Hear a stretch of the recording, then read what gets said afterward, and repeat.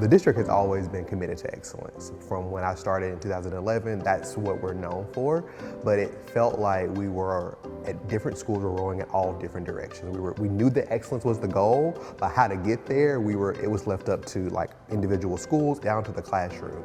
But now we have this intentional focus. I feel like everyone is going in the same direction. Our vision for the Oxford School District is to be bold and innovative and continually improving. But when you're already high performing, sometimes the status quo can be good enough. So it's really about pushing our employees to be better, getting better every day of the journey. Another significant challenge that we have is we have a significant achievement gap. We have a large population of high performing students, but we do have a part of our population that really struggles. And we owe it to them, every single one of them, to do everything that we can in our power to give them the opportunity to be successful. So we needed a push. We needed a different lever to continually get better at what we were doing inside of our systems. We needed to be more aligned. And that's why I really engaged with student education when I became superintendent of the Oxford School District. When we began our scorecard process, I think it probably was a little bit segmented, but we were doing the work. You know, we were starting where we stand, we were jumping y'all in and getting going with it. We're in the process of developing our new strategic plan, and that naturally gives alignment to the district. You know, the district scorecard will align with the strategic plan. Each school's scorecard, each department's scorecard will align with the district scorecard. The last few years, our district has been very focused.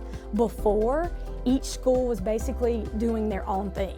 Okay, before the scorecard. Central might work on something and Della might be working on something, and I don't know what you're working on, you don't know what I'm working on.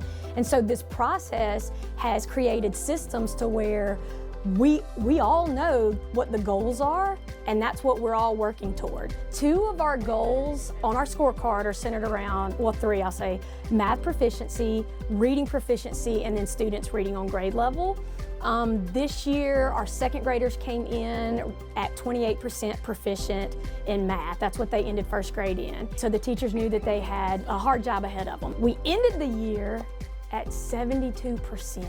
In reading, our goal was to hit 69% reading on grade level, and I just calculated actually this morning and we hit 72%. And so as we go throughout the year, we have meetings about the data and to see if what we're doing is working or not working. The work that we're doing with improvement, I think we're seeing it work. It's connecting us into like one force, like one educational force is coming together with one goal. So it's helping us bridge the gap and come together as a whole district instead of so many different buildings within a district. We have the greatest superintendent, our superintendent, Mr. Robertson. He has just motivated and encouraged us at the beginning of the year, lays out the data and helps break down where we're going as a district and what our data is showing, like ways that we need to improve as a district.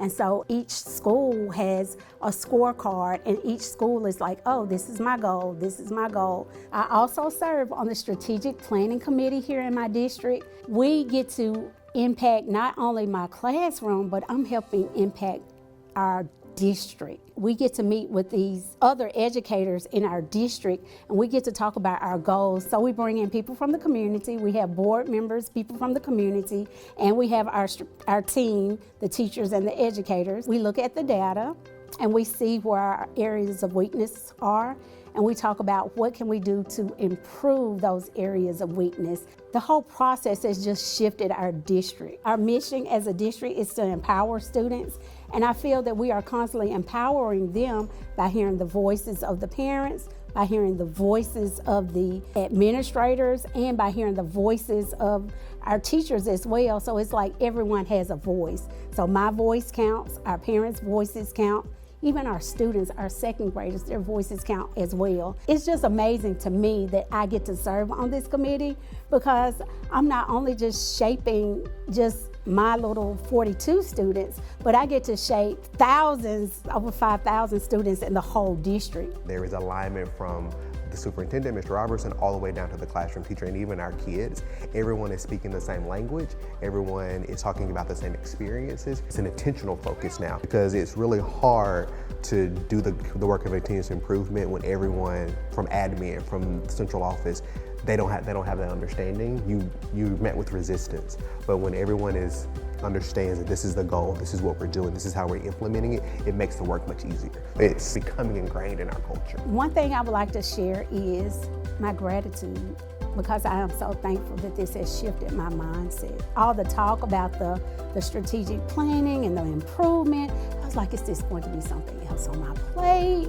Our plate is already full, but as a result of the process that we're going through, it has just shifted my whole mindset to like, it's not about me at all.